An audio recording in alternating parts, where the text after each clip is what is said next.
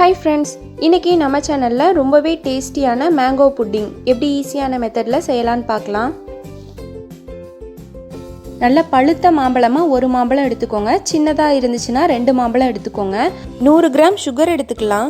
China cross 10 gram எடுத்துக்கலாம். 1/2 litre பால் எடுத்துக்கலாம். இப்போ 10 கிராம் சைனா கிராஸை நல்லா கட் பண்ணி எடுத்துட்டு 1 கப் அளவுக்கு தண்ணீர் சேர்த்து இதை நல்லா பாயில் பண்ணி எடுத்துக்கலாம். இந்த சைனா கிராஸ் நல்லா மெல்ட் ஆகிற அளவுக்கு பாயில் பண்ணி எடுத்துக்கலாம். இந்த சைனா கிராஸை அகர் அகர்னு சொல்லுவாங்க, கடல் பாசின்னு ஒரு சிலர் சொல்லுவாங்க. இது சூப்பர் மார்க்கெட்டில் உங்களுக்கு கிடைக்கும்.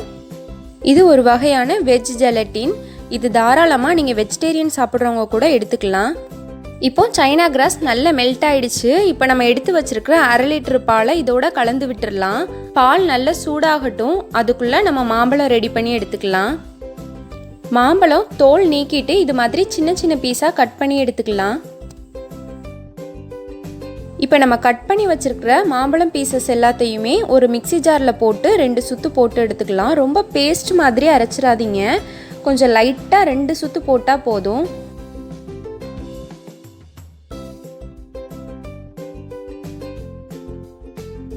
பால் நல்லா சூடாயிடுச்சு. இப்போ 1/2 கப் அளவுக்கு சுகர் சேர்த்துக்கலாம்.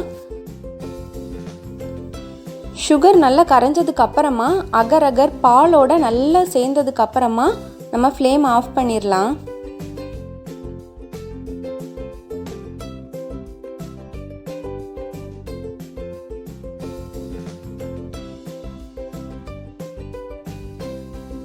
இப்போ பால் ரொம்ப சூடாக இருக்குது. சூடு ஆறுனதுக்கு அப்புறமா நம்ம ரெடி பண்ணி வச்சிருக்கிற மேங்கோ பல்ப்பை இதோட ஆட் பண்ணிடலாம்.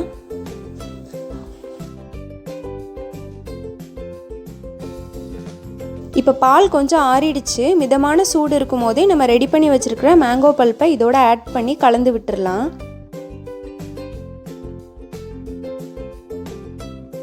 இப்போ இது எல்லாத்தையும் நல்லா மிக்ஸ் பண்ணி விட்டுடலாம். நம்ம மிக்ஸ் பண்ணும்போது அந்த மேங்கோ பல்ப்பெல்லாம் சின்ன சின்னதாக இது மாதிரி தெரியணும். அப்போ தான் நம்ம புட்டிங் சாப்பிடும் போது வாயில் கடிப்படும் போது டேஸ்ட் ரொம்ப நல்லா இருக்கும்.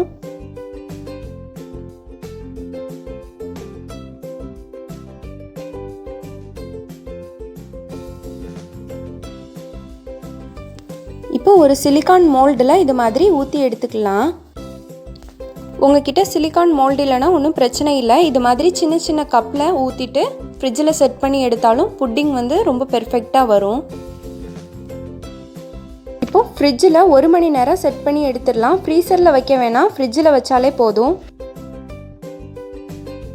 இப்போ 1 மணி நேரத்துக்கு அப்புறமா ஃப்ரிட்ஜில் இருந்து புட்டிங் எடுத்தாச்சு. எப்படி செட் ஆகிருக்குன்னு பார்க்கலாம். பாருங்க, இப்படி மோல்ட்லேருந்து எடுக்கும் போதே அவ்வளோ சூப்பராக செட் ஆகி வந்திருக்கு. ரொம்ப ரொம்ப நல்லா இருக்குது. இப்போ கட் பண்ணி பார்க்கலாம். உங்களுக்கு பார்க்கும் போதே தெரியும் அந்த மேங்கோ பல்ப் எல்லாமே நம்ம சாப்பிடும் போது ரொம்ப ரொம்ப சூப்பராக இருக்கும். இது செஞ்சு கொடுத்தீங்கன்னா கிட்ஸுக்கு ரொம்ப ரொம்ப பிடிக்கும். அவங்க ரொம்ப விருப்பப்பட்டு சாப்பிடுவாங்க. இந்த வீடியோ உங்களுக்கு யூஸ்ஃபுல்லாக இருந்துச்சுன்னா லைக் பண்ணுங்கள், ஷேர் பண்ணுங்கள், நம்ம சேனலை சப்ஸ்கிரைப் பண்ணிக்கோங்க. Thank you friends.